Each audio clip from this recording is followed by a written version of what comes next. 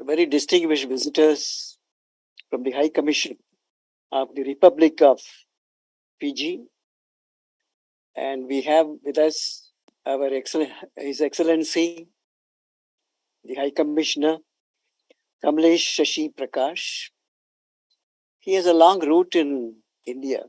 He studied in JNU. His master's in economics was from JNU, and he also did a number of other courses and programs here for capacity building.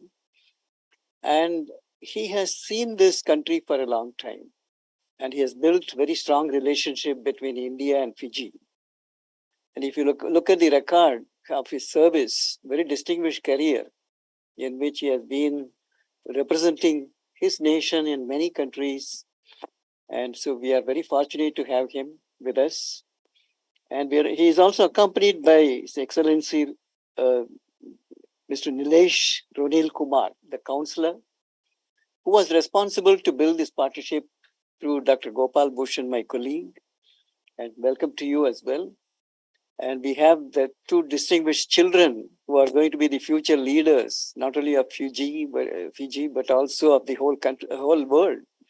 So we are very happy to welcome the children here. They were very fascinated to see the facilities, particularly the Amity School of Communication, the School of Drama, Film and Drama.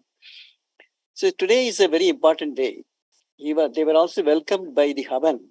We also gave a spiritual flavor, which we give it to our children. So that happens every day here. And also the program is started with invoking the blessings of God. So thank you so much that you found time to be with us. So on behalf of Founder President, Dr. Ashok Chauhan, the Chancellor, Dr. Atul Chauhan, and also all the members of Amity Fraternity, I welcome you to the Amity campus. And we have with us Group Vice Chancellor, Professor Gurinder Singh, and who has been part of this Amity right from the beginning. He has been here for 3 decades with Honorable Founder President, Dr. Ashok Chauhan, and also with the chancellors. So the Amity, he has grown with the Amity and he has contributed to the growth of Amity as well. So thank you, Gurinder, for joining. And we're also joined by our distinguished, our faculties and senior officials, HOIs, deans, and also director generals here. And we have Dr. Nutan Kaushik, who is the Director General for Amity Food and Agriculture Foundation. We have Admiral Alok Bhatnagar, who has served in Navy for a very long time, more than 3 decades.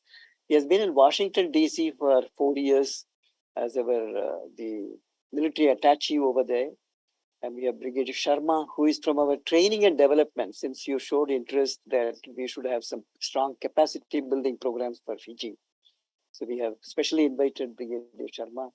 We have also Ashutosh Srivastava, who is heading our marine science and technology. So that is of interest to your country, and we have a strong group of marine science and technology. You already met Sajrani, who is a pillar here again in the hospitality, tourism, and all that area. He has been coordinating, and he is building partnership with many countries. So thank you for joining. Dr. Gopal Bhushan, he is the Deputy Director General in the Amity Science, Technology and Innovation Foundation, and who visited the High Commission and also built this interface. Thank you, Gopal, for bringing such a very distinguished guest to us. We also have Colonel Dargan. He is our advisor and also who built this ASCO, which you saw, Amity School of Communication. So every brick knows about Colonel Dargan, and he knows about everything over there. Thank you, Colonel Dargan. So this is a small group which we are going to take you through the journey of Amity Group, which we would request Group Vice Chancellor Dr. Gurinder Singh to give. After that, a small presentation on the research and innovation. Then we will have discussion. What do you think is the way ahead, where we can look at the convergence of our interests and capabilities? Then we will build that partnership in that. So with this, I welcome you. And now I would request Excellency Kamlesh Prakash ji to say a few words, and we'll start the proceeding.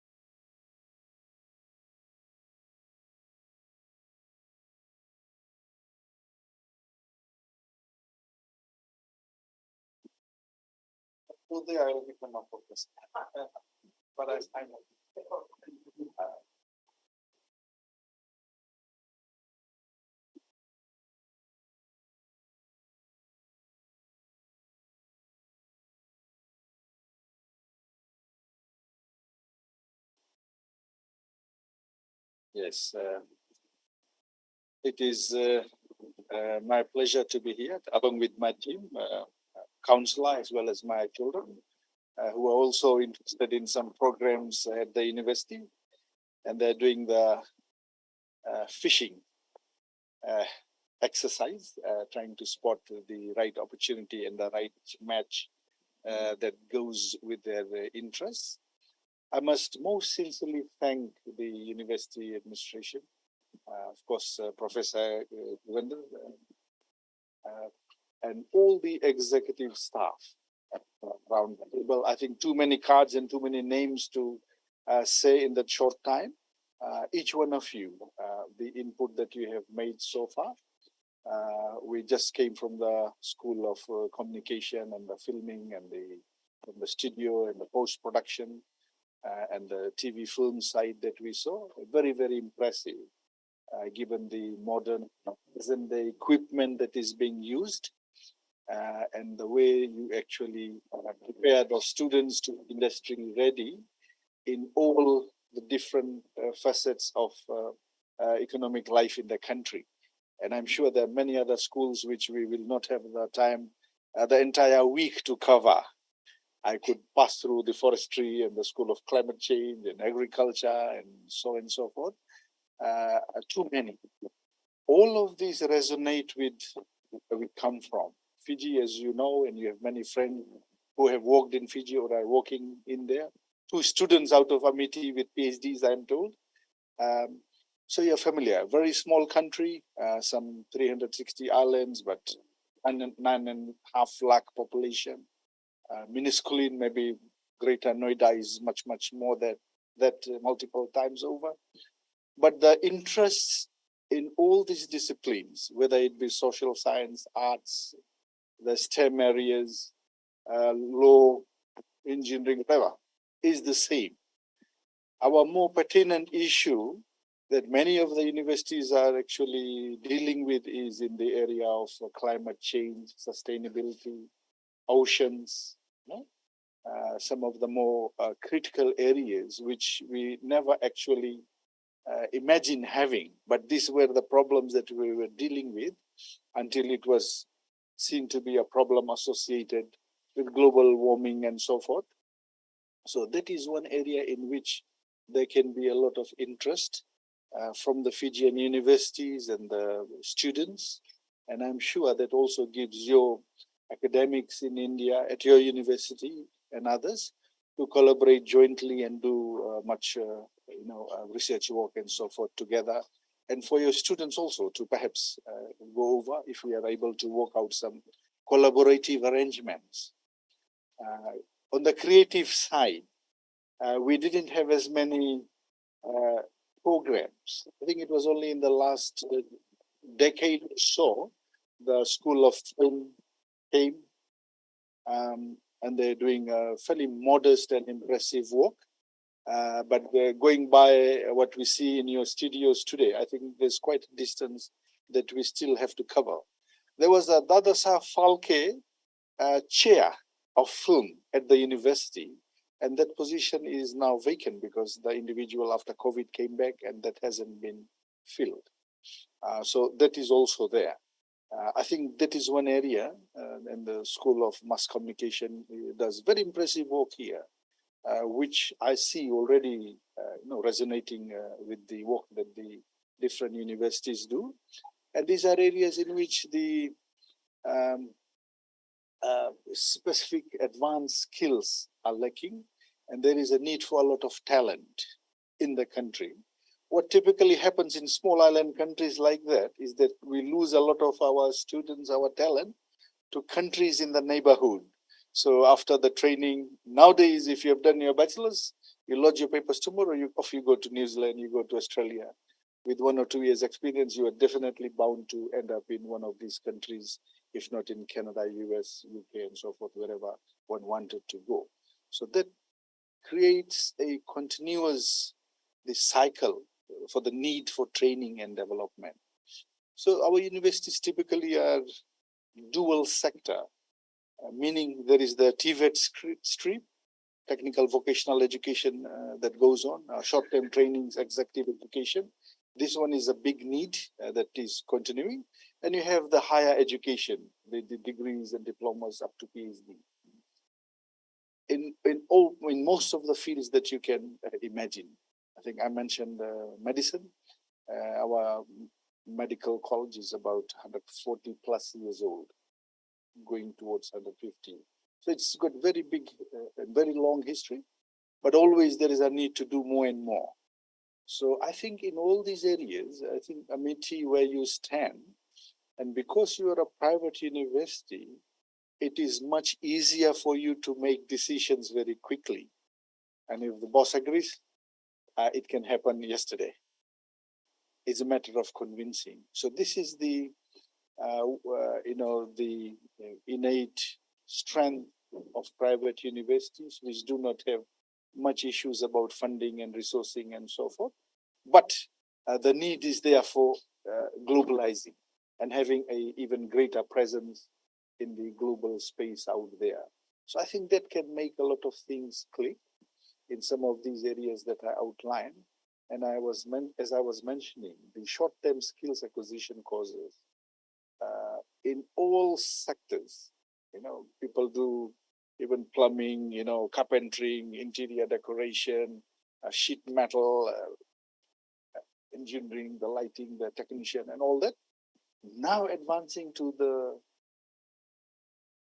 occupations that never existed, some 10 or 20 years ago. So all that is coming, and we have to prepare our students. And this is where I think you are the biggest private sector university, and at the forefront of technologies and advances. And I think your research and the rankings that you enjoy is very impressive. And this would make any counterpart on the other side come forward and naturally want to build alliances and collaborative arrangements with you. So this is something we can discuss, and hopefully we can advance and come up with something tangible. And let's do something together, no matter how small it is. I think that is our interest. And we're very happy. We are only in New Delhi, in Shanti Niketan. So whenever there is a need, you can call one of us. We have our phone numbers, and we can easily come over or meet anywhere as chosen. I think the government of India is also encouraging Indian universities to be promoted globally, and they're also giving scholarships largely to the government universities and so forth. There is nothing stopping us from going out and making any kind of arrangements. So with that, thank you so much. And I think there was some mention of marine. The government of India has actually, Prime Minister's first visit to Fiji, has initiated the startup of an institution called SCORI, Sustainable Oceans Research Institute, which would be funded for 5 years at the University of the South Pacific, doing a lot of maritime, research, surveillance, mapping, and so forth. I think some existing institutions have been partnered with that, but the scope is endless. And only recently, the third FIPIC that happened, they have also, Government of India has decided to build a 100-bed super specialty hospital in Fiji. And that would happen in collaboration with academia and the industrial sector. The hospitals will have to go and run hospitals in Fiji. So that opens up scope there as well, including for traditional medicine, which India is promoting big time now, Ayush and so forth. Likewise, the need to engage both the private sector from India, as well as having the products, goods and services increase between the two countries, like investments and trade promotion and so forth.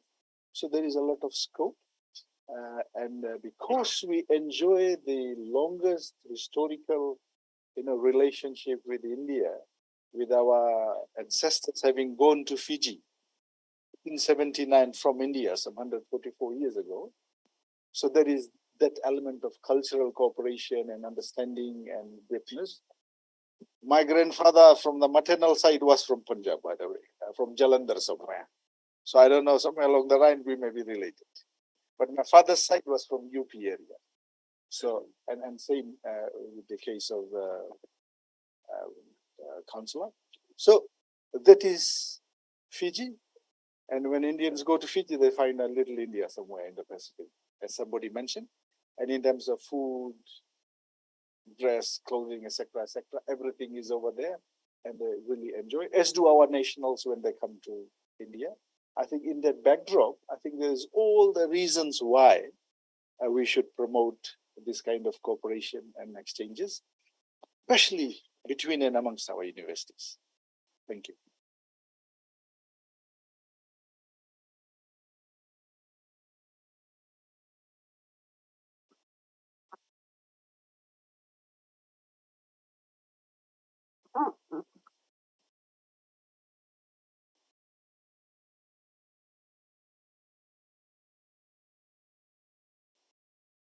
Thank you, Excellency.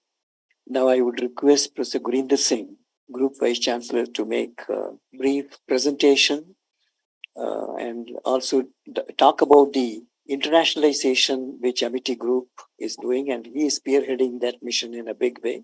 May I now request Group Vice Chancellor to say a few words.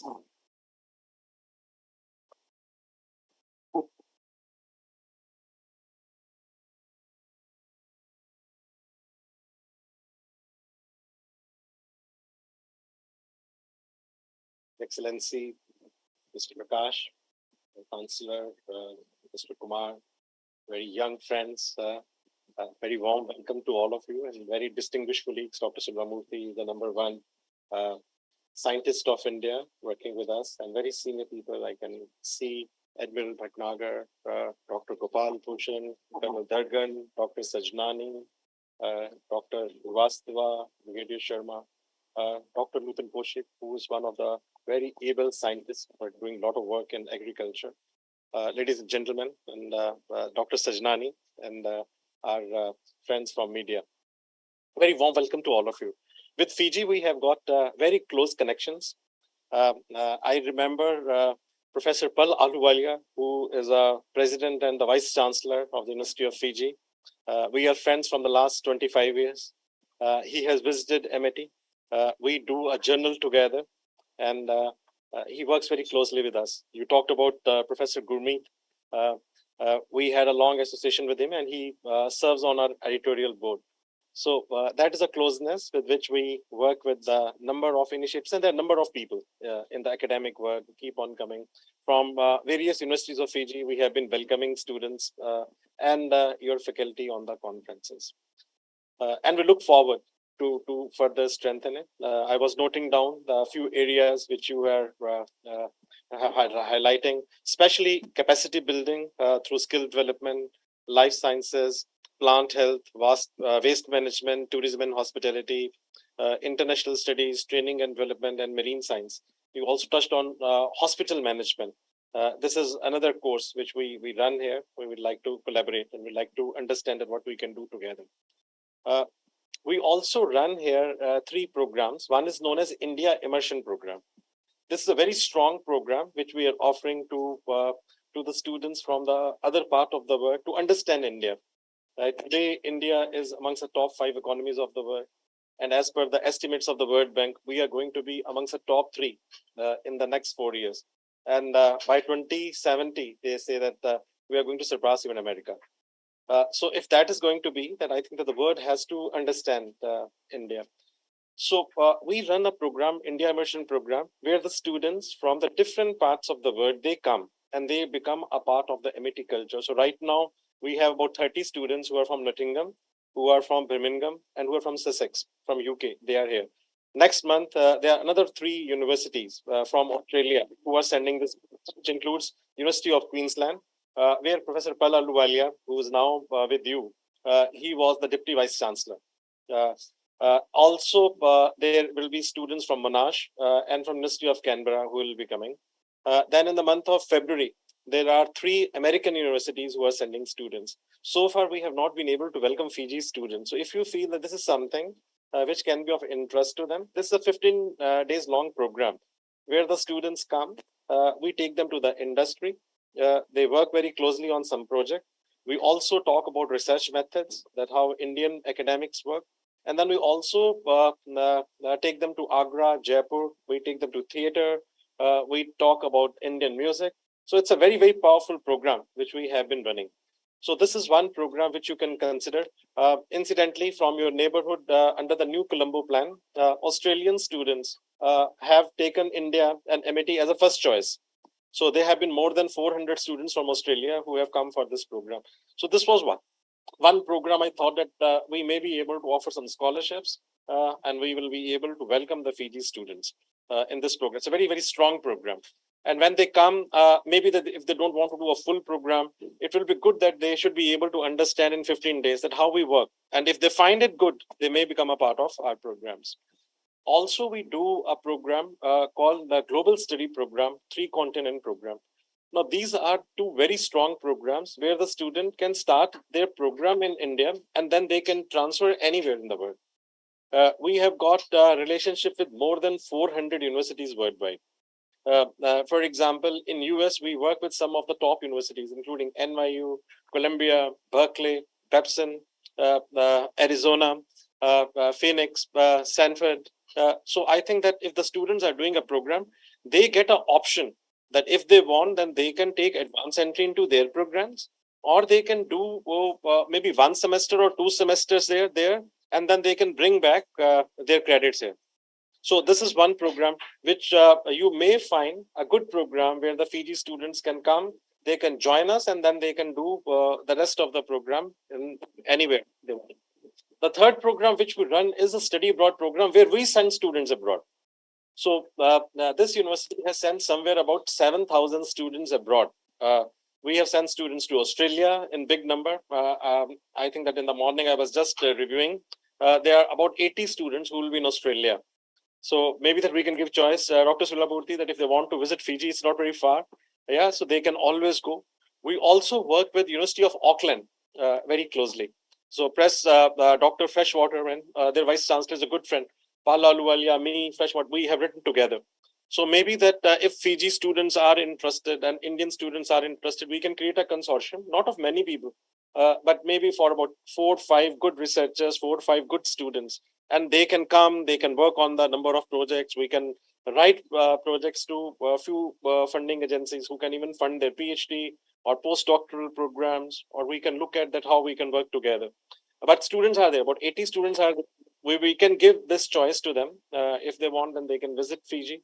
Or if a Fiji professor can come, let's say even for a short duration. Our semester has just started. And I know that you give a break to your students in the month of November, December. You get a break. So if at that time, some students and faculty can visit us, that can be a start of a very fruitful relationship. So I think it's a low-hanging fruits on which we can concentrate at. By welcoming your faculty and students to be a part for a semester. So I think that it will start a good relationship. As far as MIT group is concerned, Dr. Sulvamurthy is going to give you a presentation, but this was a dream child of our founder, Dr. Ashok Chauhan, whom you know, is a great visionary. After spending more than 3 decades in Europe, he came back to India with one vision, with one aim, that we need to create quality institutions, universities, and schools. So today, if we look at the presence of MIT on the international area, you will find that we are the not only the largest private university of India, but as per the QS ranking, which has come up, about which Dr. Sulvamurthy will be talking in his presentation, we have got the #1 ranking in internationalization. So we are above IITs and above IIMs in terms of internationalization. In terms of international research networking, which is again a key area, we are amongst the top 3 universities in India, which includes public universities as well as the private universities. So these are the 2 latest rankings which have come. I thought that maybe that I should share that with you. This is also the most employable university of the country. So we share this ranking with the top 6 universities of India, which includes others are IITs and ISC Bangalore, and the sixth one is MIT University. This is also a university and the only education group which has got 11 universities in India and 16 foreign campuses. Right. This is a university which has been able to welcome the largest number of students from abroad to India and has been able to send largest number of students from India to any foreign country. So I think that internationalization is our strength. With Fiji, we have got some good connections. We have got good memories of working with your researchers, but we further want to develop it. And I think capacity planning and capacity building through training, research, and then exchange of few faculty members from your side and from our side. We will be very happy to do that. I will be in November in Australia, and for a day I will be going to Auckland, where we are creating a band. So with Professor Freshwater, who's the Vice Chancellor earlier in Australia, she was the president of Group 8 universities. We are creating a band, Dr. Silvamurthy, which is having AI donations. But before there is a sign of a depression, right? This band will be able to detect that. So we too are working on it. So I will be there for a day, but depending on that how the discussion goes on, we can think of coming. Yeah, absolutely. So that's what I was about to say. Yeah, yeah, and we are organizing with Monash an international research conference, which is being sponsored by Springer and Taylor and Francis. So this is again a very high-powered research conference which we are organizing. We would request if you scholars from Fiji can also, I'll extend an invitation to you, and through you we will extend to all the universities there. But I think that these were the few things I thought that I should mention before Dr. Sulamurthy gives a formal presentation. But once again, on behalf of our founder, chancellors, our very senior people who are here, deans, and on my own behalf as a group vice chancellor, very warm welcome, and especially to you too. I hope that you will find this university very interesting. Any point of time you feel that we can assist you, help you, guide you, take this as your university only. Thank you very much.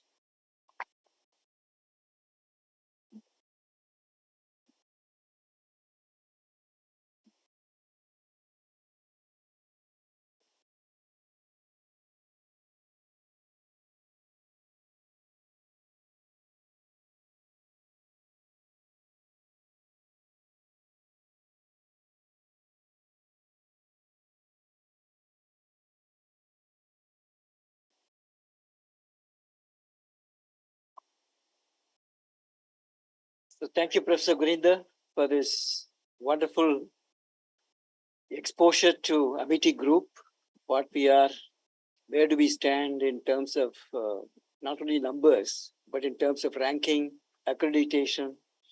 So I will take you through a little glance sojourn of research and innovation in Amity Group.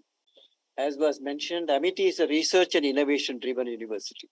So even the curriculum design, the syllabus, method of delivery, pedagogy, is everything is towards promoting creativity, innovation, problem solving ability.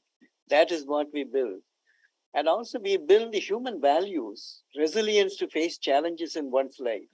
So we give holistic education in Amity Group. And today we have accreditation with some of the unique institutions like VASC, which is very rare to have, like US VASC accreditation.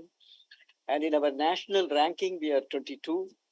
And in terms of the national accreditation, we are in A plus grade, which is one of the top grades in the country.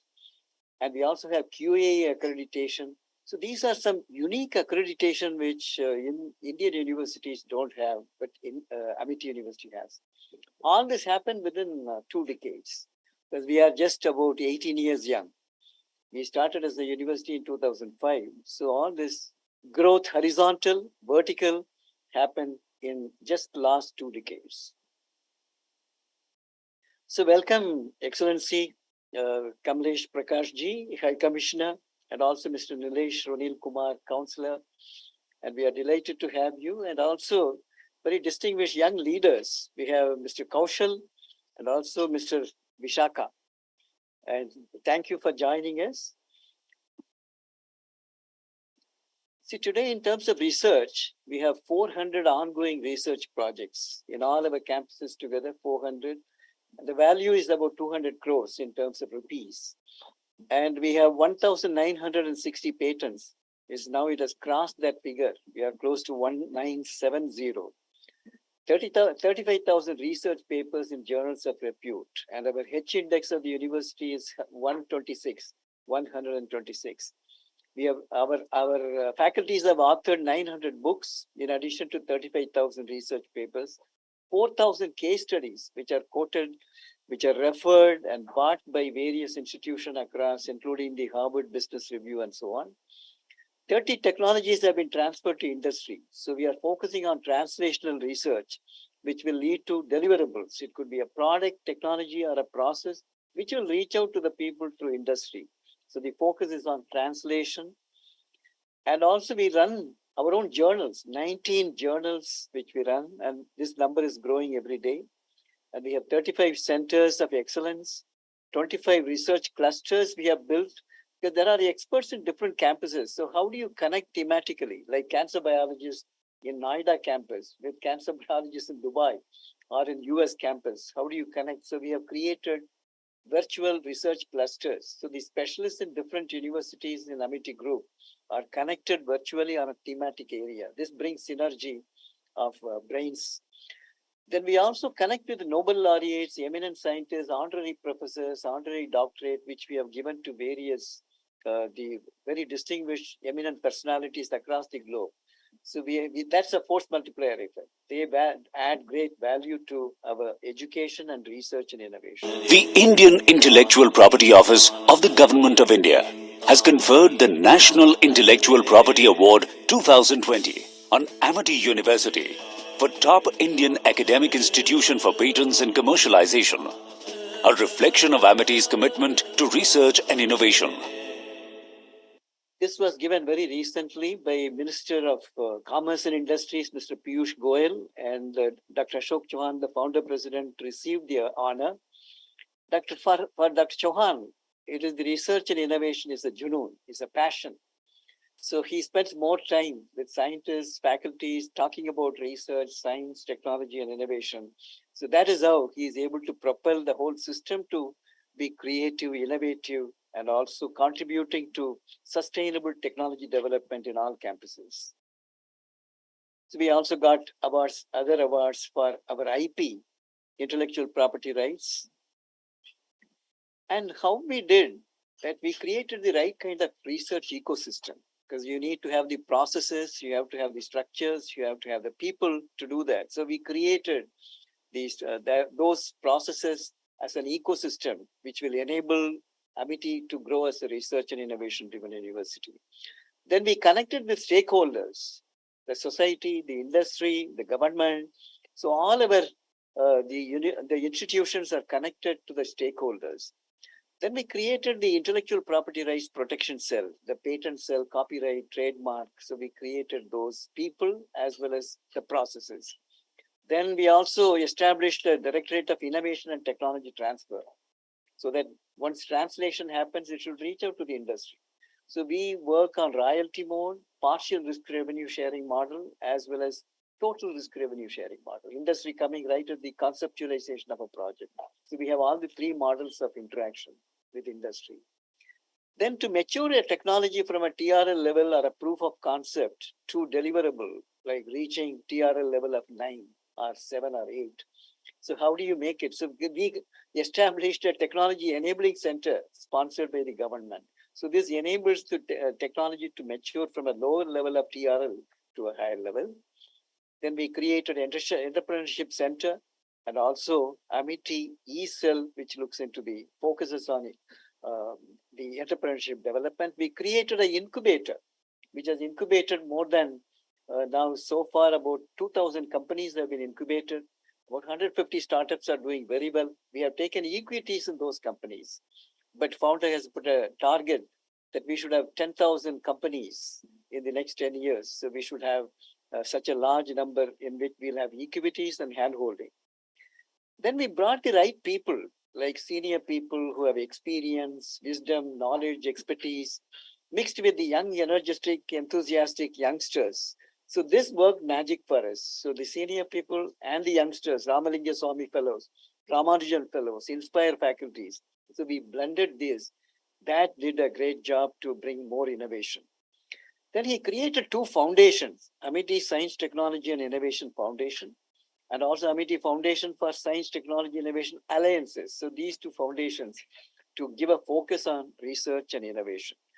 Then we brought re-entry our fellowship schemes here through the DST, DBT, and such people who have experience of 10 years postdoctoral experience abroad.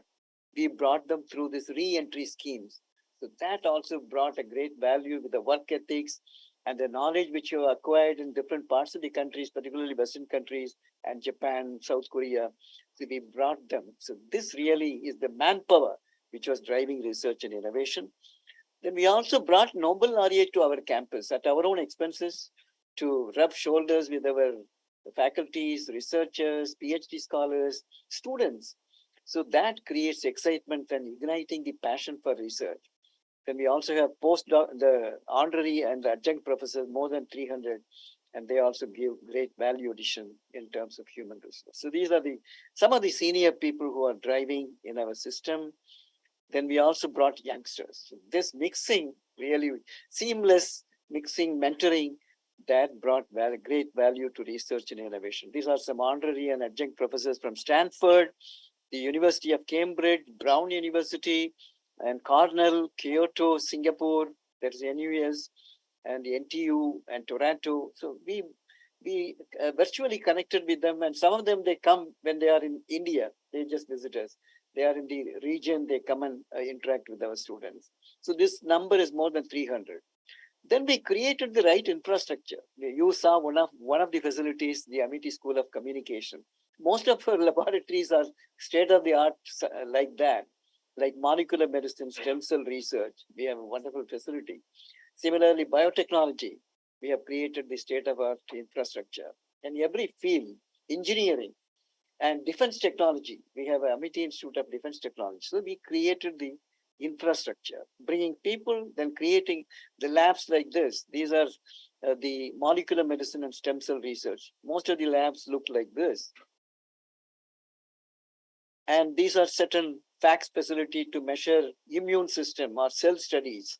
You can do that by CD4, CD8, NK cell, PHA, all this, the immune promoting cells, you can study using them. Then we created for agriculture hardening, HPLCs, GCMS, GS, then ACM, scanning electron microscope.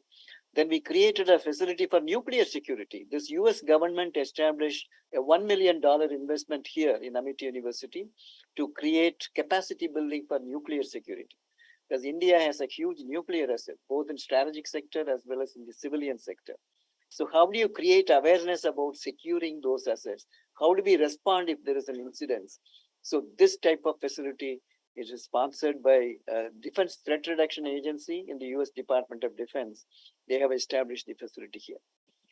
Then this is the Technology Enabling Center for maturing the TEC, the technology readiness level. Incubator, which I mentioned. Now it has created more than 6,000 employment have been generated. And all these startups, which are about 90, they have been able to fetch high investment for their startup and it's growing. These are some of them which are successful incubatees and also the startups which have come out of our incubator. Then Dr. Chauhan created missions to drive the system. Mission Impossible. He said the research has to be augmented 10 times in 3 years. That means if you are doing 100 projects, it has to be 300 projects. But we achieved that. So we call that mission as Mission Impossible. Similarly, Mission Connect, we would like to connect with Fiji, all the universities, academic institutions over there.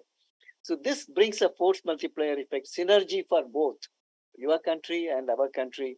So we created such missions, ultimately mission outcome. So if you are here today spending 3-4 hours, there should be a fruitful outcome, sustainable outcome, not just for today, but it has to be sustainable. So we have mission outcome. There's a separate director for mission outcome, and he has a directorate which runs this. He follows up what happened. The High Commissioner came, and then we discussed How are we following it up? So there is a constant pressure on the system to have the fruitful, sustainable outcome.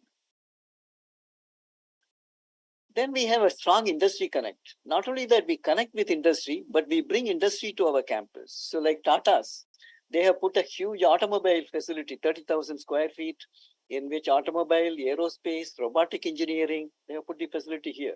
So if you have time, you can see that as well. RICS, Quanser, a Canadian company, to see the control theory, they have put a center over here.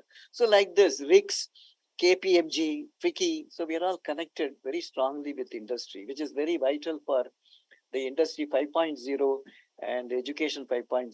So we are talking about that. Then we have more than 300 MOUs in India, as well as the national and international together is more than 300. So this brings a very huge force multiplier effect in our endeavors. Like Indian Council of Agriculture Research, Indian Council of Medical Research, Council of Scientific and Industrial Research, DRDO, Defense Research and Development Organization. So we connect with them. We have a formal MOUs with them. And similarly, international MOUs like Johns Hopkins, University of Kent, Purdue, Monash, he mentioned, Professor Gurinder Singh just mentioned, University of Florida, University of Wisconsin.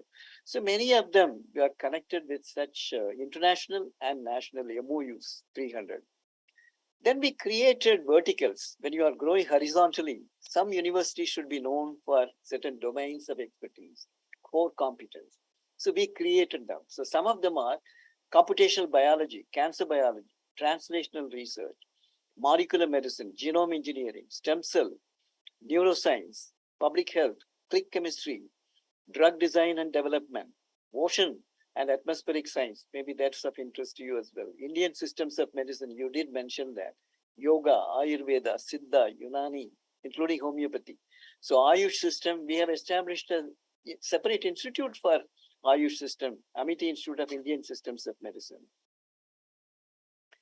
Then we also are focusing now in emerging technologies like quantum technologies, artificial intelligence, data science, nano, astrobiology, cybersecurity, space science and technology, spintronics, Center for Spintronics Materials, then photonics and optoelectronics, post-harvest for food, food and agriculture, then renewable energy, including biofuels.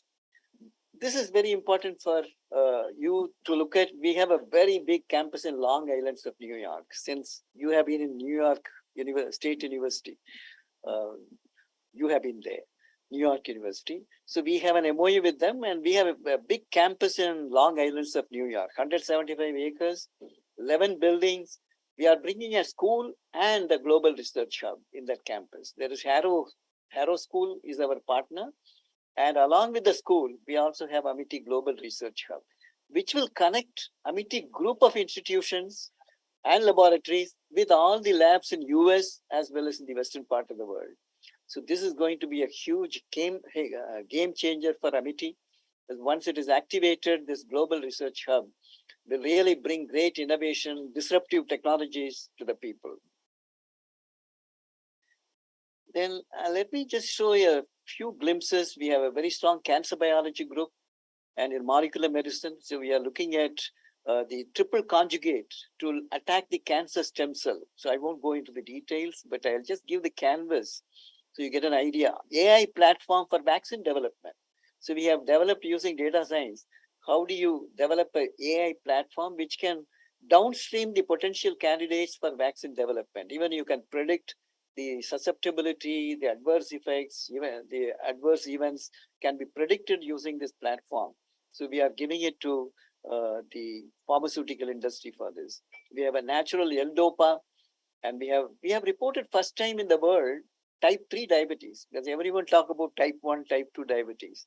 But we did report a type 3 where cerebral involvement is there, dementia, Alzheimer-like syndrome, where people get into the uncontrolled diabetes, chronic, as well as very frequent episodes of hypoglycemia. Then they manifest some cerebral symptoms. So we have reported type 3 diabetes. Then we also work on reusable water, because water technology may be of interest to Fiji. And here what we did for the people in villages where they may not have electricity in some villages, and where we took the pebbles, etched them to give greater porosity, impregnated the silver nanoparticles into the pores using plasma process, then put them in a container. Then you just keep dipping it in the water you want to drink. 2 minutes, because that's the minimum retention time to kill the microbial contamination. So we have developed a portable water purifier without any energy level given to that, just by immersing it into the water. So this will be a very frugal innovation for the people who cannot afford a water bottle like this, and are the people who are mobile. They can just carry it in their pocket. Similarly, biodegradable plastics we have developed, and now American company, Boston-based company, is negotiating with us. Then herbal-based mosquito repellent, herbal colors, and the electricity generation from wastewater is another very important innovation which company Deccan Waters, which is a major 1,000 crore company, has taken this technology. But from the wastewater, you can generate electricity and also remedy that water using the same electricity. So this is a very important innovation for the rural areas for lighting. And also people like street vendors, they can use this by just carrying it in the van or whatever vehicle they use. Then this is Amity Institute of Marine Science and Technology. So maybe that you can just mention a few words about this. Because this is a very important institute where a lot of students, they are working on fish diet, the fish food, which, why don't you? Yeah, sir, we are working in the fisheries related with the aquaculture nutrition. Also, we are working with the algae and also human and environmental interactions, how they are influencing the different process in the oceanic system. So that's also our research area where we are working. And also our research interest is in environmental pollution, especially in microplastic. So a lot of work we are doing for the microplastic. We are developing one new system to for the identification of the plastic in the oceanic system. So these are some of the areas. Thank you. And fisheries also, he is working on fisheries. Then seaweed is another important area that Nutan, would you like to mention about? We are launching a big mission on seaweed. We attended in the Niti Ayog. They have a national mission on seaweed, which is being, PMO is driving that. And so now we have planned Amiti's contribution to the national mission that Nutan will. Thank you. In the seaweed cultivation, we are trying to promote the cultivation of the seaweed by helping the farmers, the fishermen to cultivate it and then develop the value-added product out of it. So currently, it is being used for like extraction of the agar, which is being used by the industrial. 3 industries are using. One is the fertilizer industry for this using this biofertilizer as and then the second is the agar industry. Another is the industry which is using this for the chitosan and all this for the pharmaceutical purposes. So there are different species. So we are promoting one cultivation of one species. So we give the training to the farmers how to cultivate it, how the seaweed and how to harvest it, and then later on do the value addition. So it contains like a lot of polysaccharides. It also contains this value added like other fertilizer like nitrogenous proteins and so on. So we are trying to just do the fractionation, like first to extract the oil and then do this polysaccharide extraction and then do the protein harvesting, then the carbohydrate fraction. So we can separate all the 4 fractions and use them differentially for different purposes. So this is what we are proposing in the seaweed extraction. And also we can have biosimilars. Like biofertilizers, we can develop. So these are biostimulants actually, which stimulates the plant growth. So this is what is being currently used. We have 3 big industries in India who are currently using this seaweed extract. Similarly, the animal feed. Yes. Yeah. So what we can do, we can do the bioprospection of those seaweeds and see what is present in those seaweeds and where they can be utilized. Like what we are not able to do with our seaweed is actually process it, dry it, yes, and make it spice it and all, make it into edible seaweed, which is dried like paper, the nori that you call it in Japan. Yes. and that can be packaged nicely. Yes. And actually sold in the market. So Okay. From that stage So to manufacturing, and so that you can have it on the table and eat with your dinner, breakfast, lunch, dinner, whatever it is. So that is the value addition. Yeah. I don't know whether you work. Yes, we around can. We can give the capacity building program for this for the your fishermen and for those who are the cultivators of the seaweed. Not only the seaweed as such, but also extracting the core value from it. So higher value added products rather than just the seaweed as such. So that those two capacity building programs we can. I do not know whether they are doing the cultivation or they are doing this collecting from the wild cultivation. Cultivation. Okay. Besides capacity building, Yeah. then we should also look at R&D partnership Yes. to give this, how to convert this raw material into a value-added product. So food processing, if it is a food product, it could be a high protein. Yes. as well We as, can also give them training on how to convert into functional foods, like incorporating the seaweed into functional food, and then trying to maybe through fish also. Combination of fish and seafood is also very important, which is being promoted like that. No, then why don't you mention about your fish waste? Okay, How are you sure. converting into a value? This is a actually this was a EU project which was done with the help of the Norway, because Norway is a mainly fish eating country. So there we developed this the surimi. You know the surimi. When we produce the surimi, or for that matter, any fish processing, we do not use 60% of the fish. Only 40% the fillet is used. Head and viscera and skin and bones, they are just thrown away. It's just a waste. So the idea was to use them, the waste material, we call them rest raw material, not as a waste.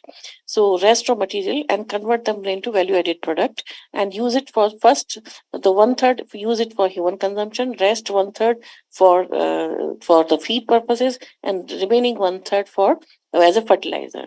So this is what we have developed the process where we have developed the protein hydrolysate from the skin and from head and viscera, and from that protein hydrolysate we have micro encapsulated. So because it has a fishy odor, so some people may not like the fishy odor. To avoid that, we have micro encapsulated, and this protein hydrolysate micro encapsulated can be used as such as a protein supplement, or can be or can be used in preparation of the foods. Like we have developed the ready to cook soup powder out of it. You can simply put the powder along with vegetables and so on, and then cook it and use it as fish soup kind of thing. And second thing, from fish skin and bones, we in the combine, because normally the industry they do not segregate the skin and bones. So what we have done, we have developed a process, very efficient process, by which single step you can extract the gelatin out of it. And that gelatin you can use for food purposes by replacing the fat. Like we have developed the meatballs using that gelatin for up to 4% incorporation of the gelatin in the meatball, so that the 4% fat which you use in the meatball is completely replaced by the gelatin. And then it also enhances the chewiness of this meatballs and shelf life. And then second process which we are used is like a recirculation of the water which we use in the fish processing industry. Normally, because it contains a lot of proteins, it has very high nitrogen content value. And because of that nitrogen content, we cannot discard it in the open sea, or you cannot reuse it. So we have developed a process for removal of the nitrogen, the proteinous nitrogen from the water, so that the level comes down to less 50 ppm, which is the permissible limit, and so that you can recirculate the water and then use it in the same industry. No, that is a separate wastewater, one. but she is developing wealth from waste. Yeah, it's a circular bioeconomy model. Yeah. Because instead of throwing that water into the environment, which is a pollutant, she is extracting proteins, vitamin A, beta carotene, all that, and then now converting them into a value-added product. So entire waste, the water waste, the head and viscera, and the skin and bone, the entire waste is being converted into value-added product. Yeah. No water is drained out, because we are recovering the water by removing the excess nitrogen, because this nitrogen is soluble nitrogen. You just cannot remove it by just by filtration or so by coagulation or something like that. So we have developed a process by which we can remove this soluble nitrogen from it and bring it down up to less than 20 ppm. Very good. Thank you. So agriculture also is another important vertical, agriculture and food. Newton? So in agriculture, so we are working a lot of on right from the variety development up to the developing the technologies for production like biofertilizer, biopesticide. We have very strong group on biopesticide like organic agriculture, so that you don't to use so that you do not have to use the chemical fertilizer and the chemical pesticide because and we have developed the package and practices also which farmers can adopt to minimize the use of the pesticide. That's one thing. So IPM packages have been developed and validated and given to the farming community for more than 50 crops. We have developed that. And then we have also developed the biopesticide, which can be like one of the biopesticide by Dr. Ajit Verma sir, which Dr. Sir has already mentioned. The Piriforma spora indica has been given to the industry and industry is producing it. We have given the commercialization of this one. And there are many more which are being tested and developed. That's one thing. Second thing, in the post harvest, we have developed very low cost storage structures for the farming community so that they don't have to spend much money. It's a zero energy cool chamber which has been developed up to 10-ton capacity. We have to walk along. So farmers do not have to spend money on energy, on electricity. Those who are not connected with the grid or do not want to spend energy on this electricity because cold storage is high energy intensive and high costly also. So this structure can be used by the farmers where they can keep their produce for about more than 15 days, sometimes up to 1 month or so, depending upon the commodity, they can extend the shelf life. Thank you, Dr. Newton. Sir, apart from food, I just wanted to say that one thing we can do you were talking about the capacity building. We can help you in this food quality, food safety and food quality capacity building. That's by how to monitor the quality and how to measure the quality by giving this training on this very advanced systems like chromatographic system like GC and HPLC. That kind of training we can provide to the scientist and then they can develop the capacity to do this analytical chemistry work. Yeah. Thank you, sir.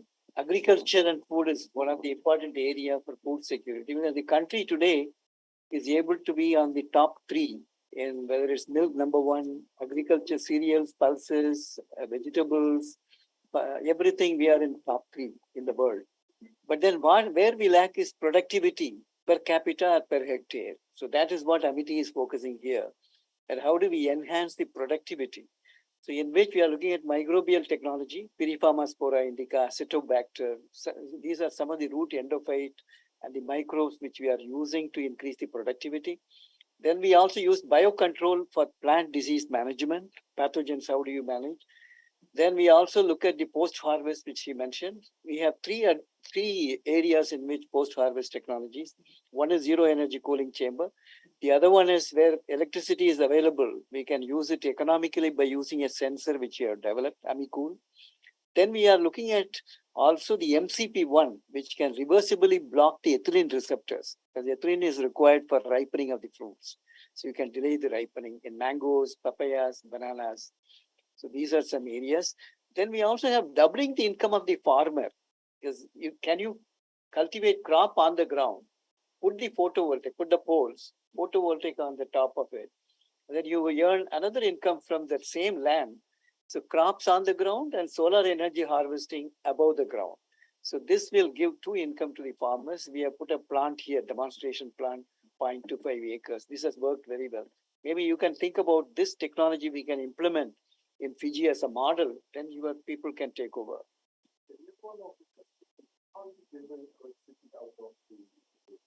Yes. Yeah.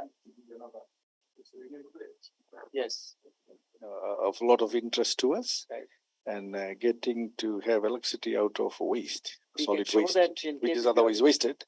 Yeah, I mean, we do make some biofertilizer, like you mentioned, but I think there's much more to do. See, there is aluminum electrodes, special electrodes we have developed. These electrodes, when they react with the electrolyte, which is the wastewater, contains a rich electrolytes. It acts as a medium. And then this generates electricity, which we have now gone into 10 watts and then up to about 50 watts, but we want to amplify to kilowatts. So this can light the whole room. This room can be lit by only that wastewater. All that what you need to do is you keep on changing the wastewater, because after some time the water gets remedied as well, because of the whole process. So then you again add the wastewater. The second thing is to clean the electrode, because it gets deposited. A lot of deposits come in the aluminum electrodes, so you have to clean. So these are the two challenges. So we have a demonstration. If you want, we can show that. So this is the post-harvest which was mentioned. Then this is the ripening of the fruits by reversible blocking, which we are able to get about more than 3 weeks. These are that Ami-Cool. This is that photovoltaic we have put in this campus itself, the photovoltaic. And then we also work on biofortification of zinc, which is required, biofortification. We run training programs through extension, with the biocontrol and plant disease management. I'll just run through this. This is the food processing which you mentioned, that we will be able to, our Amity Institute of Food Technology can give this kind of simple value addition to the processes. What you mentioned, we have a separate institute, retard process technologies, freeze-dried technology, like converting a tomato into a puree, paste, or a beverage, or a pickle. So we have such simple frugal technologies which small and marginal farmers can use it, or villagers can use it, self-help group, women self-help group can use it. So these are some of the other activities. I'll just skip these. And then we have Amity Institute of Indian Systems of Medicine, yoga. We run undergraduate, master's, and doctoral program in yoga science. Not only the philosophy of it, but science of it. How yoga is. Then these are some of the programs which we run there. Then these are. Prime Minister Modi has actually supported the establishment of health and wellness centers, yoga centers throughout the Pacific. And we're going to soon have one big one in Suva, Fiji. Yeah, we will do that. So we'll work. I'll tell Dr. S.K. Srivastava to get in touch with you. And we also have herbal garden, 15 acres. We have cultivated the medicinal herbs over there, and this was inaugurated by the Ayush Minister in our Haryana campus, which is not very far from here. These are some other initiatives. I'll stop here. We have a very strong space science and technology. In our Dubai campus, we have put a ground station. You see our chancellor inaugurating this ground facility, where from the satellites, you can get the data transmitted to the ground station, which our students can analyze for various applications.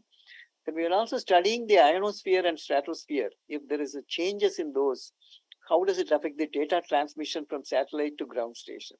So we do such kind of research. And the first biological payload from India to space is going from Amity. We are putting a callus of a plant as well as the bacteria into the container. We will see the behavior in space when they go there. So it's already approved by ISRO, Indian Space Research Organization. We have started a new initiative, Amity Institute of Defense Technology. We have put 7 verticals. One is combat vehicles, aerospace, naval systems, directed energy weapons, high energy materials, sensors and communications, artificial intelligence, and cyber security. 7 verticals. So our students, more than 100 students, have now done this program, are doing, and this is a very important program for us to churn out the future leaders of science technology in the defense domain. This is on the space science. We have a very strong AI-based system. This is AI-based system to detect a human being by using physiological parameters, which was sanctioned by the DRDO. This is the space. And we have a chemical, biological, radiological, nuclear capacity building.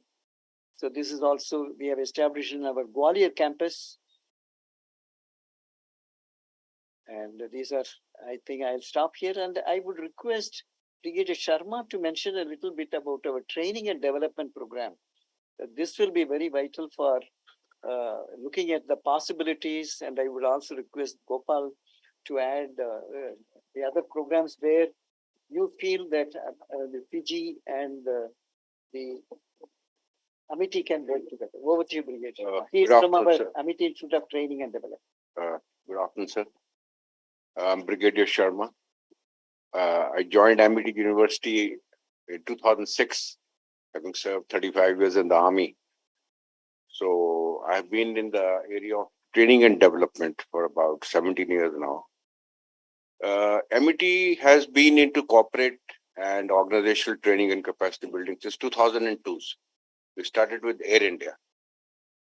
And thereafter, we have now today more than 200 clients, which include Government of India, ministries, departments of the government, state level government, public, private sector organizations, NGOs.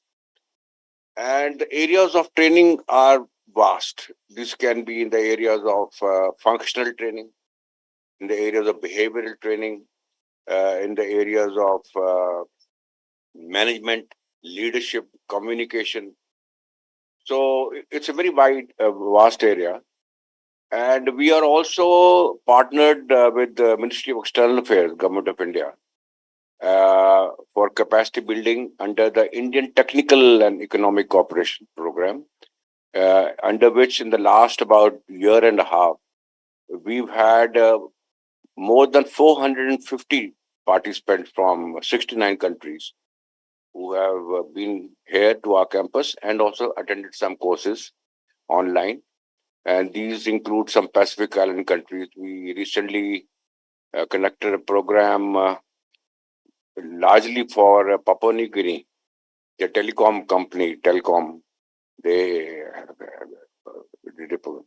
We've also done a large number of programs for media of different countries. For example, we recently did for Maldives 2 programs to train, because most of these media houses are very small. They cannot afford to train and develop their journalists and editors. So we did for Maldives recently, and also we did for Guyana, South America. So we have been doing this training and development activities, very large projects, which may be like we trained about 35,000 volunteers for the Commonwealth Games in Delhi. And these can be very small project to one-man project. For example, we did orientation of one single Japanese company called Suntory, which wanted to enter the Indian market. You must have heard of Suntory. And they have entered the, yeah. So we have the size of our programs would be from a few people like 20 to 30 to a few hundred. And especially we're very proud of our projects which we're doing for rural women in their livelihood. And we are consultants with the 3 state governments, the governments of West Bengal, the government of Chhattisgarh and Uttar Pradesh.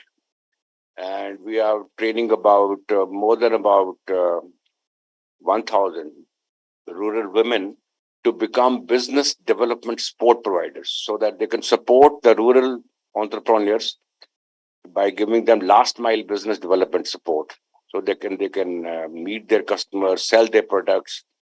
So we are doing a capacity building in a number of ways, and we've had participants from Papua New Guinea and from Fiji here at our campus who attended program. And we have a large team of faculty available in our Amity University campuses. And we have our content development team, and we have our own systems to design and develop new programs. And we always look out for challenges and new areas to design programs and train. So that is the gist of what we do, sir. So, Excellency, I think this could be one area. Dr. Nitin Batra, who is the chief of this, and he works with him, Brigadier Sharma, and he is a go-getter.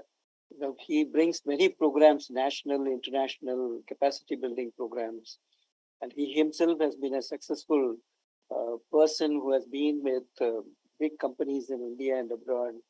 So he looks after that, and he is occupied today. Otherwise, he was to come and interact with you. And Admiral Alok Bhatnagar, he has been our technology advisor and also military attaché. How do you see, Alok, to build this partnership, to take it forward, our student exchange, and he works with Professor Gurinder Singh in the internationalization. Yes, of course. So I see a lot of areas of synergy in places which we can cooperate. Since I particularly look for getting foreign students to come and study in Amity, and here we have a live example. Vishaka may be joining us. I hope we would welcome many more students from there. And why we should do that? There are many reasons. Of course, I feel like a priest who's trying to preach the choir, because India so well. I don't want to tell more about India here, but it is certainly going through a transformation which is unprecedented in human history. The way we are progressing at the scale and the pace at which we are developing is unprecedented in human history. And I can give you a half an hour talk on this, but in the paucity of time, I will only say that this is the most opportune time to come to India. And if you come as a student, you will be the best placed. So I would sincerely urge that you send your students here. We can look at some scholarships, or you can send them. One is India Immersion Program, and even for long duration programs, if they get a degree here, we've got such beautiful pathways lined up for you. They can be here for a short duration, maybe a year or two, and then if they want, they can go to a university in Australia or US or UK at half the cost. So those are the opportunities that we offer, and I would we can discuss with your team as to how we can take this forward and get more of your students take advantage of Amity. Thank you. The internationalization is a focus here, and Dr. Chauhan himself feels 28 years in Germany, that made a transformation for him. That was a game changer in his life. So he wants to give that experience to every student. All these 200,000 students should get that experience.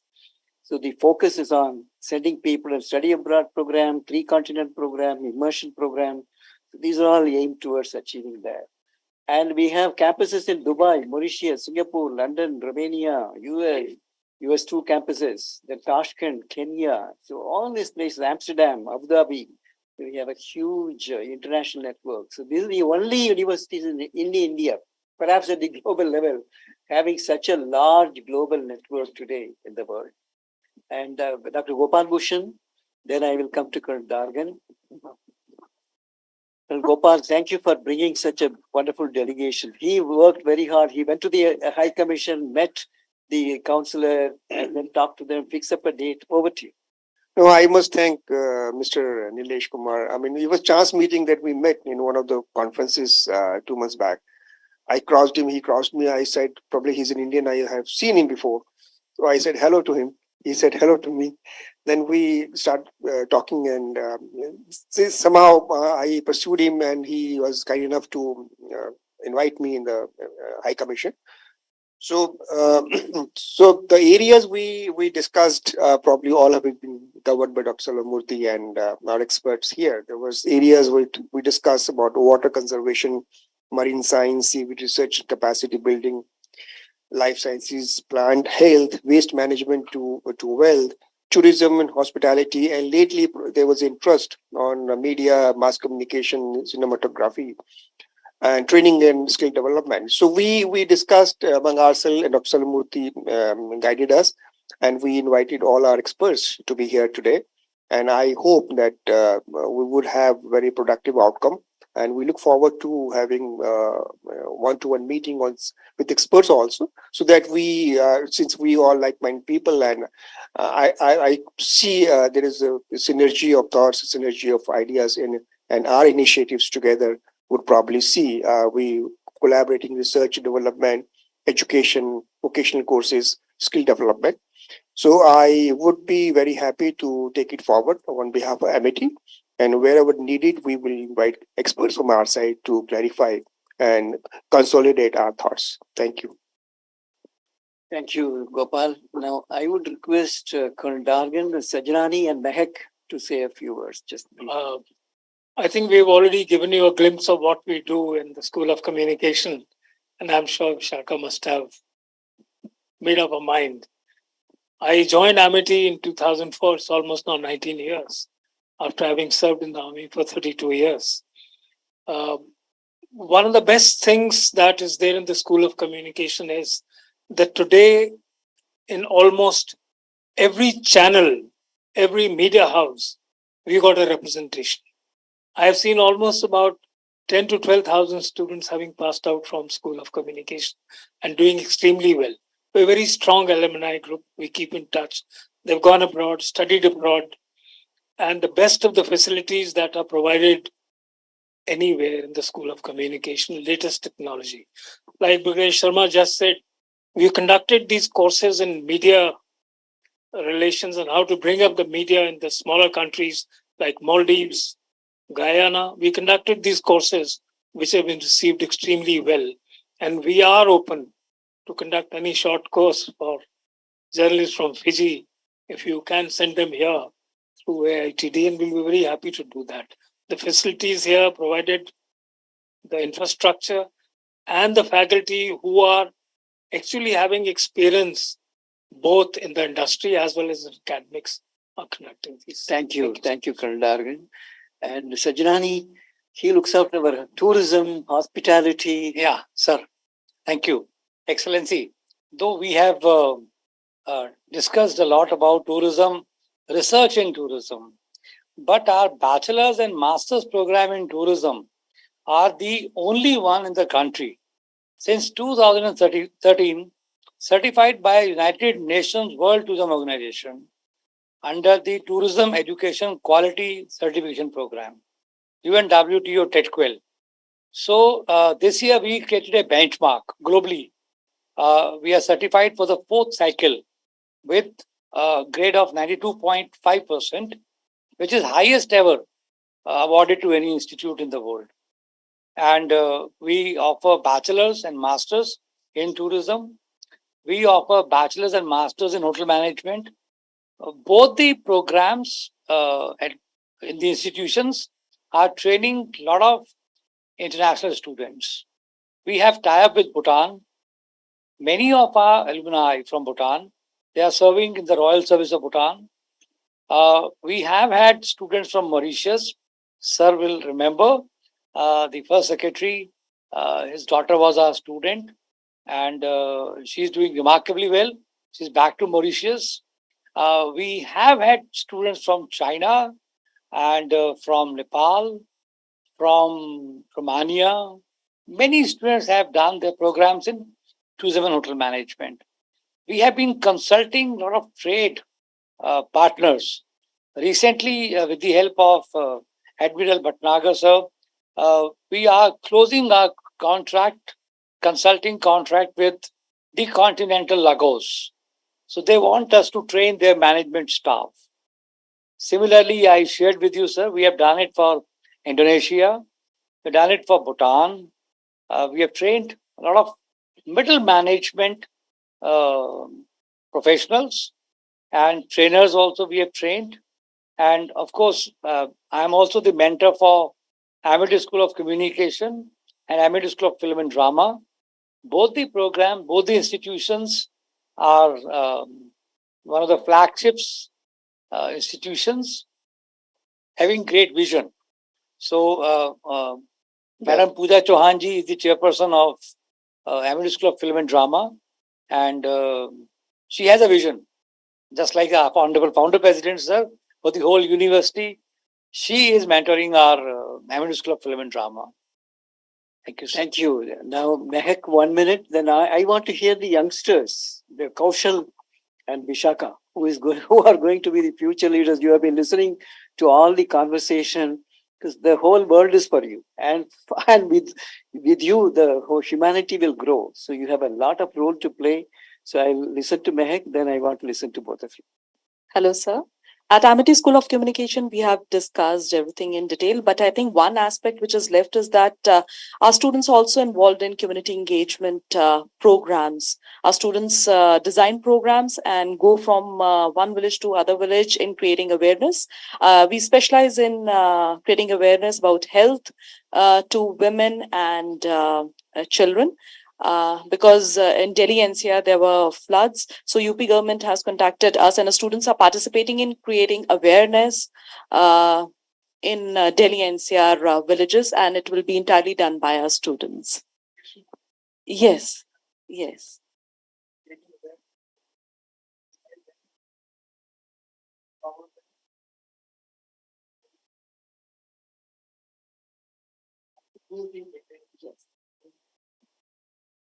Thank you. Also conducting some programs.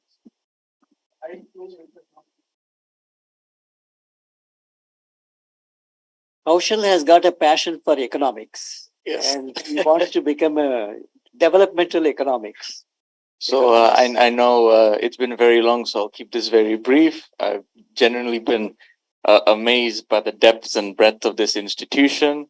I think it's it's on the frontier of academic innovation, and I did my bachelor's from NYU, and I was very lucky to get enrolled on a full scholarship. And I think they're one of the only U.S. universities that have campuses and study sites outside of the U.S. But it does not compare to this, because they had study sites abroad, but they weren't degree granting. It's essentially, but seeing the depth and breadth of M&T University, it's degree granting. They're at all these various sites abroad. It's like legit, like a global superpower of Indian education. And it's what I would like to call like almost an academic industrial complex, which is fascinating. You see the practicality, and you also see the theoretical academic part of it. It's genuinely like I am quite amazed, and I'm at a loss for words actually. So thank you for your hospitality. Thank you for bringing us here and showing all that Amity is capable of. And I think this is just the beginning. I think there's, like it's going to grow exponentially. No, no. Let's give a big clap to Kaushal. But keep on coming to MIT, and we have a very strong economics department and international business department. By the way, NYU, where you studied, they are very strong partners, and we were neighbors in London. So for the study abroad program, so we have a similar program which we run. But keep on coming. Right, we will like to involve you in some projects here. Thank you. Vishaka is yet another the budding leader, global leader. Well, everyone has sort of covered everything that I wanted to say, but all I could say is I'm very amazed of what this institution has to offer. I heard about it online, on Instagram, but over here, after all this, I knew like the nits and grits of what this university has to offer to students, especially me who's looking to for a bachelor's degree. I'm exploring different options around the world. And since I've been living in India for the past 2 years, I was like, why not see a university that's right here? India is like home now. So I'm really amazed what this has to offer, especially for my area. It's very different from what my family members are doing. My father, who's an ambassador, my brother, who's, basically in his footsteps. My area has always been different. It's more in the creative field, liberal arts, filmmaking. So I was amazed when I saw the faculty of filmmaking and everything like that. And it's genuinely making me, very curious. And I think I can see myself going here. So thank you so much. That's very great. That's great. Our compliments. You are taking a very good line. Vishaka, this is your home. Both Kaushal as well as Vishaka. Anytime you can come. We are also trying to give that orientation short condensed program with our own ASCO and also School of Drama and Film and Drama. Then once you have come to Amity, we consider you as an Amitian. So forever. It's just not only for the visit now. You are now Amitian. You belong to our family. So with that, you can come anytime. I will conclude, Excellency, with our founder president quote, India, the knowledge superpower by 2030. This is a dream with which the whole system of Amity Group is moving towards creating a future world, the future global citizens through our students. So we give not only knowledge, including spiritual knowledge, skills, including soft skills, behavior, including how to lead a good, happy life, values, and also resilience to face challenges in life. This is what we develop as future global citizens. And that is the mission. I quote founder president, Dr. Ashok Chauhan. I quote, and I can say with pride that my scientists, my researchers move with this confidence that they will do wonders and will add to the growth of the nation. And this will help making India not only a knowledge superpower, but also a global superpower, unquote. Thank you so much. And the last word is from you, Excellency, and then a few words from me. Thank you.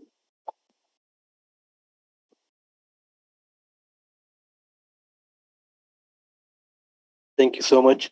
The group Vice Chancellor, the senior members of the university, His Excellency, the High Commissioner, Shri Kamlesh, Shri Prakash ji. Ladies and gentlemen, I think everyone has spoken, and I do not wish to take much of your time, but once again, I would like to reiterate our initial, my initial introduction with Dr. Gopal Bhushan.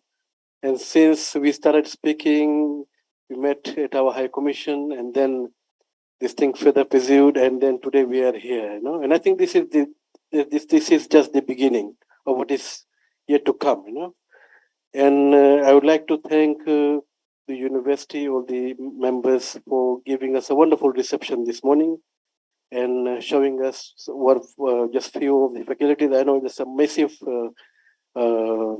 university, and if we have to go and visit all of them, it will take more than one day for sure. And we are very fortunate to have known, to have heard about the university and its existence out of India as well. And I think it was in 2018, our former permanent secretary of education, I think she visited this university, and she might have heard some talks at that time. And I'm not really sure how things were pursued, but unfortunately she is no longer there.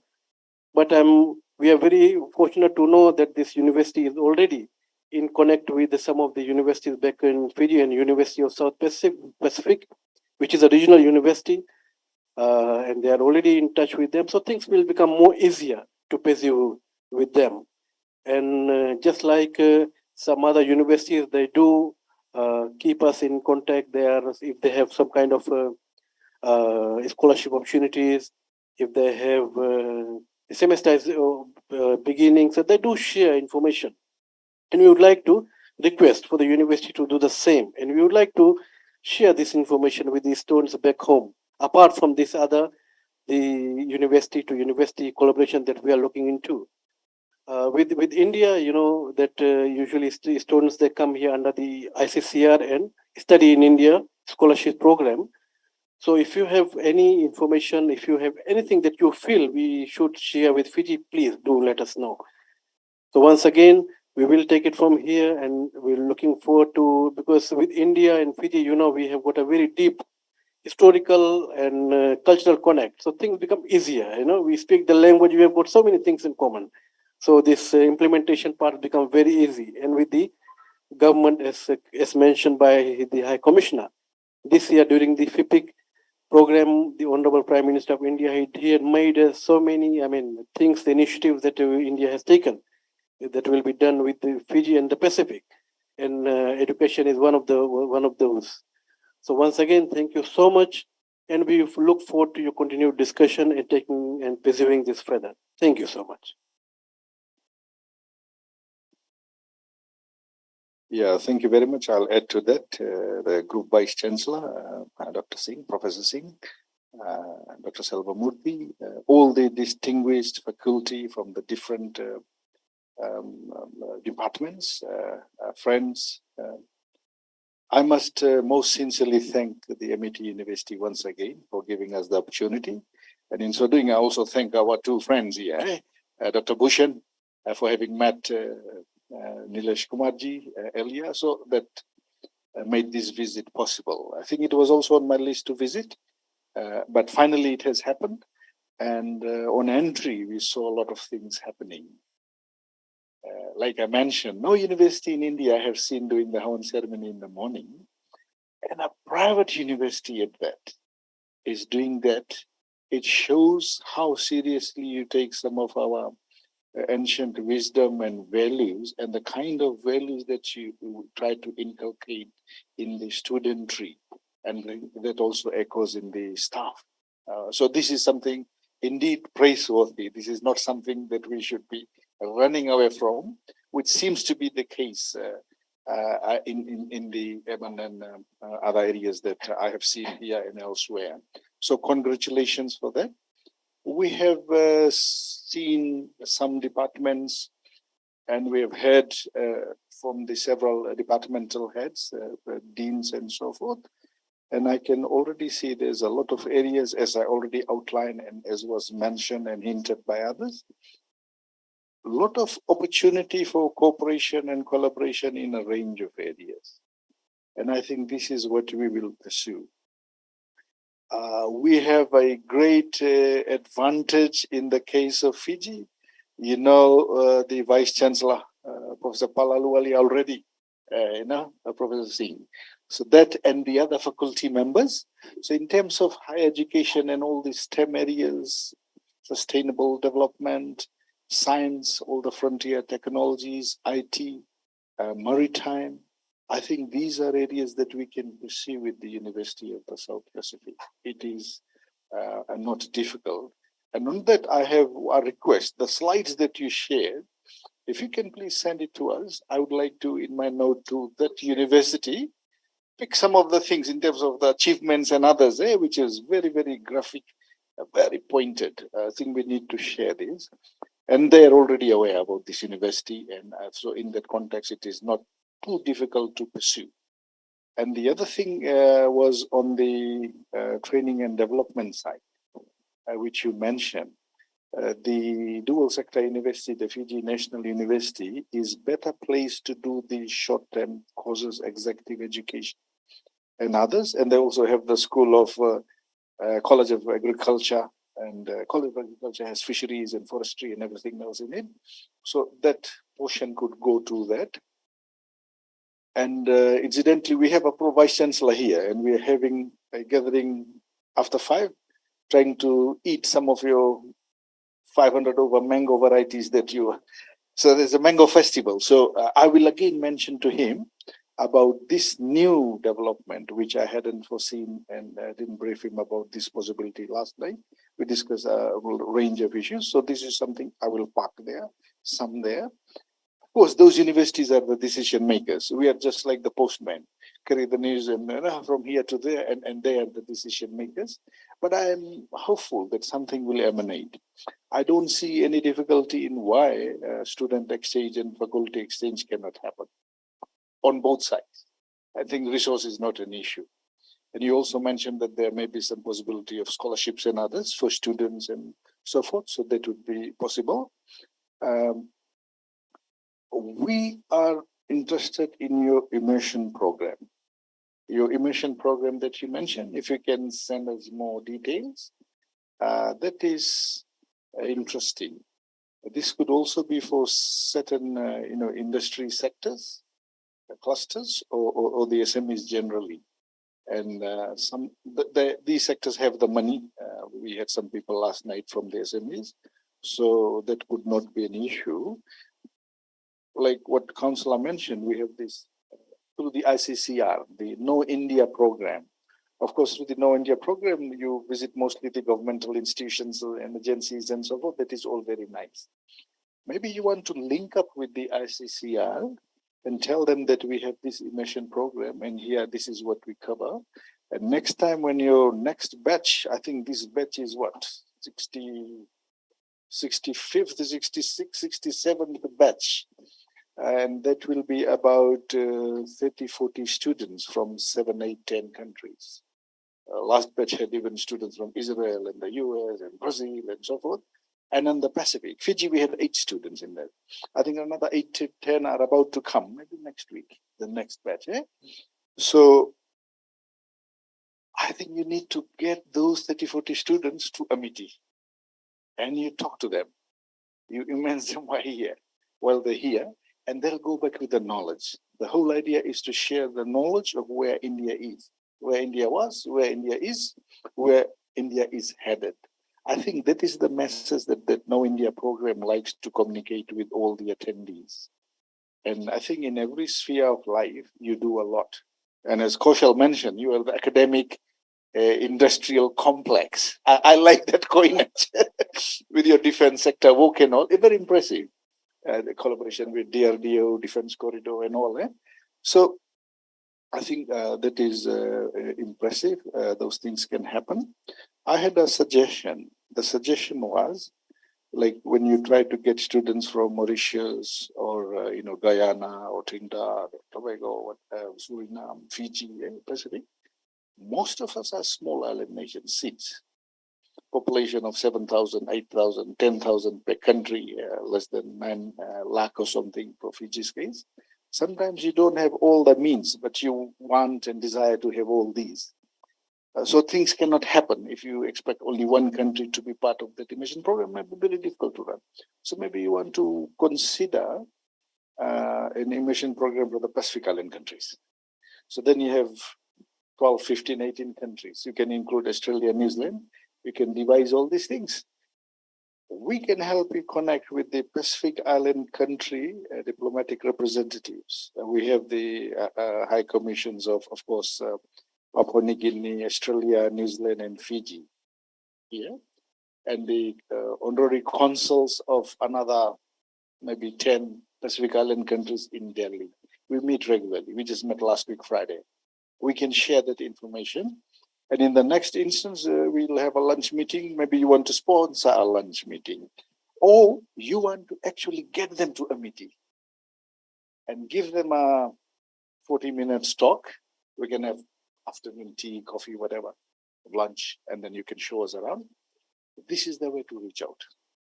And of course, with all this information, or you can make it for the Indo-Pacific. This is the strategy that India is championing, and so the catchment is much wider, and there will be less difficulty getting that number, which is critical to run this program. Again, thank you so much. We hope to work with you, and I would personally like to see more students and industry representatives coming to India and maybe to this institution as well, the MIT University. And we want to deepen collaboration. I don't know if my daughter is interested, then we could perhaps go ahead and put one full-time student in here very soon. I think that is a good suggestion if you would like to do some joint work, some research, some collaboration here. See what a university does here. I happened to spend some past 5 years, some years back, at the Fiji National University. And one of the first things I suggested to the Senate was the books that we read are mostly out of the Western world. How about we spend a fraction of our budget and get the academic books printed in the last 5 to 10 years out of India? And we fill the library with the books from India. And then the professors realize these books are even better. So if the publications and the journals, you have 11 journals and all, that is very impressive. What else? So I think we're headed there, and folks back home would also be very interested in joining hands, and hopefully something will eventuate. It's how we press the buttons and how we move forward in this tango together. Thank you very much.